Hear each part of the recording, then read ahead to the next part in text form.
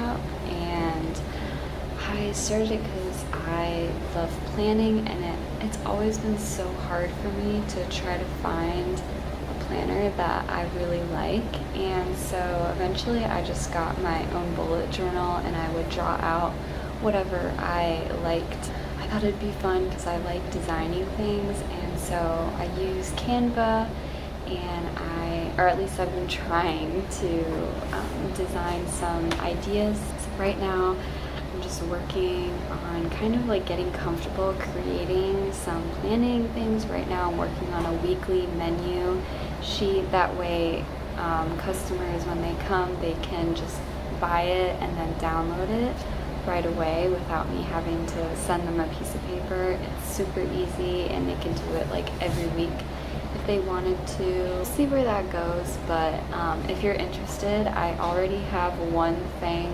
uploaded to my Etsy shop. It's like a empty monthly calendar, and yeah, my Etsy shop, I'll link it down below. I'm just trying it out and seeing kind of like what I like, and maybe uploading some of my planner ideas, starting out pretty basic, and then I'll get to more cool stuff later on. But my shop is called Printed by Ash, so check it out.